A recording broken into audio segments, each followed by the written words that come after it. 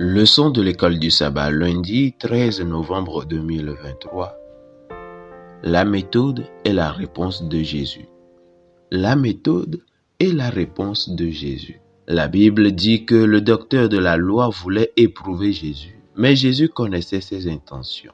En effet, Dieu connaît les désirs et les aspirations de nos cœurs plus que nous-mêmes. Mais nous ne connaissons certainement pas le cœur ou les motivations de ceux qui nous interrogent, n'est-ce pas? Parfois, des personnes d'autres religions nous interrogent sur notre foi. Par exemple, nos amis musulmans nous posent des questions liées à la divinité de Jésus telles que dans quel passage de la Bible Jésus a-t-il dit qu'il est Dieu? Ou pourquoi dites-vous qu'il n'y a qu'un seul Dieu alors que vous avez 3 personnes dans la Trinité? Bien que ces questions semblent provocatrices, le besoin sincère de connaître Jésus peut être authentique et peut représenter un profond désir ou un vide venant de ceux qui posent ces questions. Nous ne connaissons pas leur cœur et cela n'a pas d'importance. Nous devons simplement servir les autres du mieux que nous pouvons, quelles que soient leurs motivations les plus profondes. Lisons Matthieu chapitre 26, le verset 56. Là, il est écrit « Mais tout cela est arrivé afin que les écrits des prophètes fussent accomplis. Alors, tous les disciples l'abandonnèrent et prirent la fuite. » Amen. Acte 17, le verset 11. Ces Juifs avaient des sentiments plus nobles que ceux de Thessalonique. Ils reçurent la parole avec beaucoup d'empressement et ils examinaient chaque jour les Écritures pour voir si ce qu'on leur disait était exact.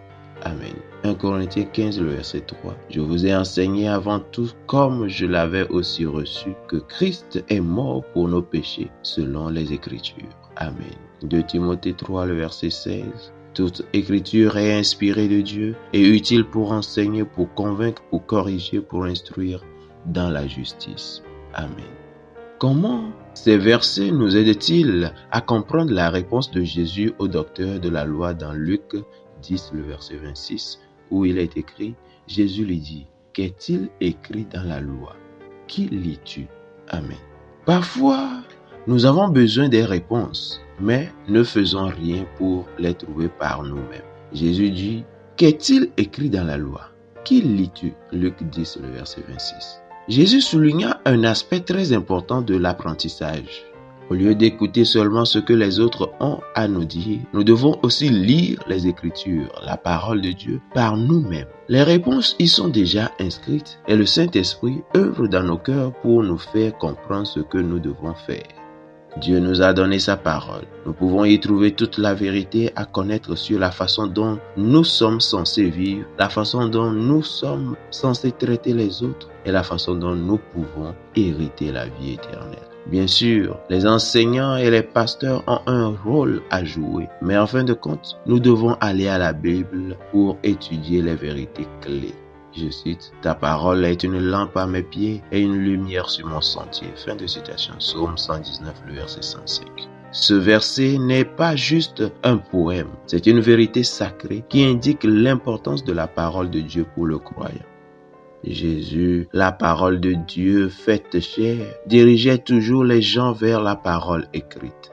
Que devrait nous dire cela sur l'importance de la Bible et la raison pour laquelle nous devons rejeter tout raisonnement philosophique ou théologique qui affaiblit notre confiance en la Bible. Fidèles auditeurs et internautes, que Dieu vous garde. Amen.